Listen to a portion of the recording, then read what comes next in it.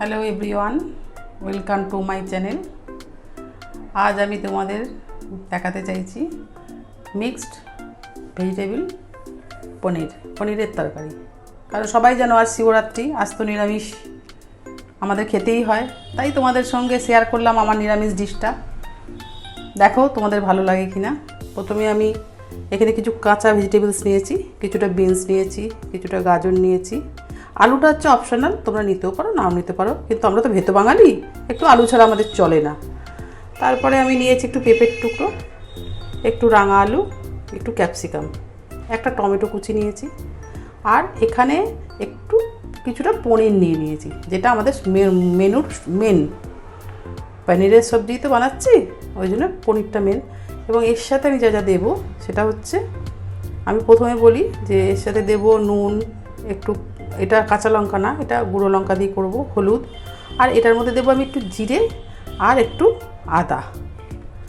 এই হচ্ছে এর পড়বে। আর লাস্ট আর ফোড়নে হচ্ছে একটু জিরে। প্রথমেই আমি একটু আস্ত গরম মশলা এখানে পেস্ট করে রেখেছি, তোমরা দেখো, দারচিনি, লবঙ্গ, এলাচ, তেজপাতা, এগুলো দেবো। দেওয়ার পর লাস্ট আমি যখন সম্পূর্ণ কমপ্লিট হয়ে যাবে রান্নাটা, তখন আমি দেবো একটু ঘি, গরম মশলা, ব্যাসটাই। কিন্তু এটা রান্না করবো আমি রাইস অয়েলে, সর্ষের তেলে না।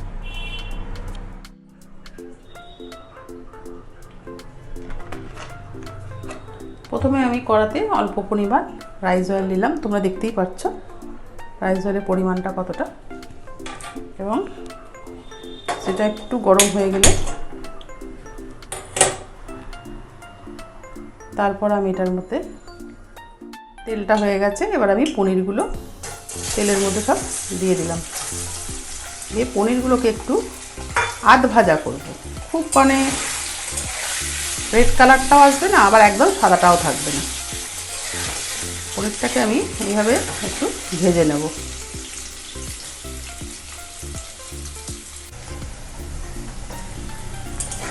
দেখুন আমার পনির ভাজা কমপ্লিট, হালকা লাল হয়েছে। এটা বেশি লাল করব না, তাহলে ভালো লাগবে না খেতে। এবার আমি পনিরটাকে একটা পাত্রের মধ্যে নামিয়ে নেব।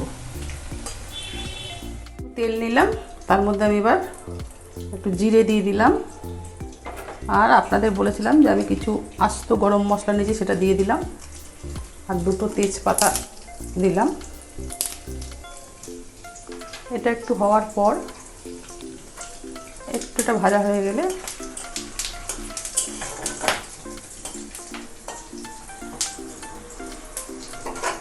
এবার আমি এটার মধ্যে আস্তে আস্তে সবজিগুলো সব দিতে থাকবো।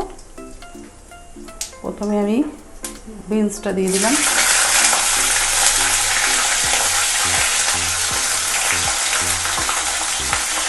বিনস দিলাম, আলু দিলাম, এবার গাজরটাও দিলাম। এইসব সবজিগুলো এবার দিয়ে দেবো। এখানে ক্যাপসিকাম যেগুলো দেখিয়েছিলাম সব সবজিগুলো আমি দিয়ে দিলাম। এবার আমি সব সবজিগুলো একটু ভাজতে থাকবো।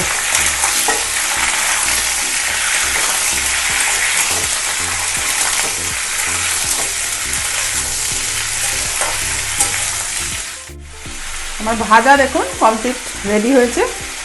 এবার আমি এর মধ্যে একটু নুন দিলাম, পরিমাণ মতো নুন দিয়ে দিলাম, আর দেব লঙ্কার গুঁড়ো পরিমাণ মতো,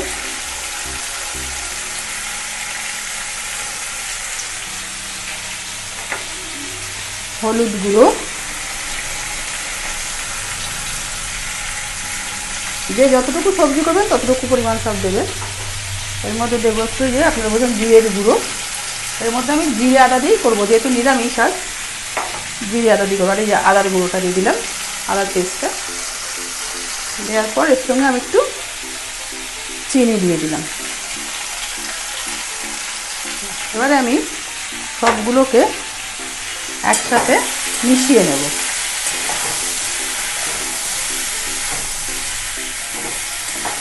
মনে রাখবেন এটা পনির তো একটু মিষ্টি মিষ্টি হবে, তাই আমি চিনিটা দিলাম।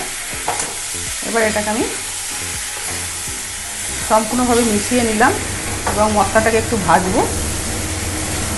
ভেজে অল্প পরিমাণ, মানে সবজিগুলো সেদ্ধ হওয়ার মতো আমি জল দিয়ে দেবো।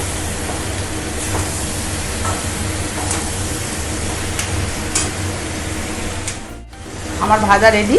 এবার আমি এতে অল্প পরিমাণ জল মেশালাম যাতে কিনা সবজিগুলো সেদ্ধ হতে থাকবে তো, এবং এটা একটা ফুটলে তবে আমি ওপর থেকে পনিরগুলো দিয়ে ওগুলো নাড়াবো না। আমার মাও এইভাবেই রান্না করতেন, কিন্তু তখন তো মানে সেই মা সবজি দিয়ে রান্না করলে পনিরগুলো খেয়ে নেবো, সব পনিরগুলো খেয়ে নিতাম। আর মা বলছে এই সব পনিরগুলো খেয়ে নিচ্ছিস তো, সবজি খাচ্ছিস না তো, খালি পনির খাচ্ছিস, লম্বায় কিন্তু বাড়বি না।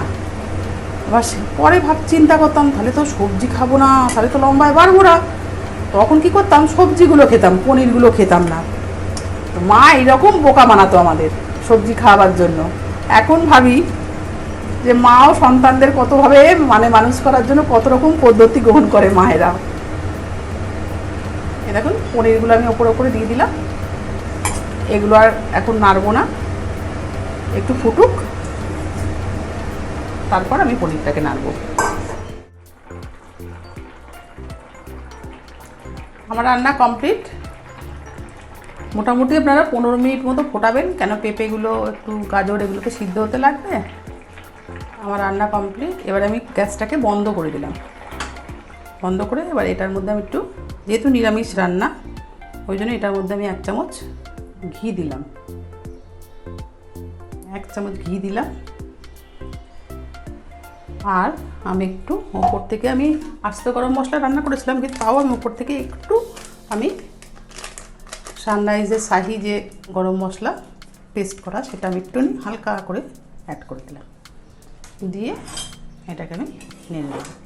দেখুন আমার একটাও পনির কিচ্ছু ভাঙেনি, সমস্ত জিনিস সেদ্ধ হয়ে গেছে।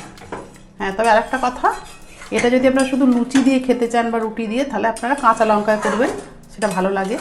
আমি যেহেতু ভাত আর কাঁচা লুচি দুটো দিয়ে মানে খাবো, সেই জন্য আমি এটাকে গুঁড়ো লঙ্কা দিয়েছি। কেন ভাত দিয়ে সাধারণত একটু লাল না হলে খেতে ভালো লাগে না, ওই জন্য আমি এটা একটু গুঁড়ো লঙ্কা দিয়ে করলাম। আজকে আমার ভেজিটেবলস রেডি।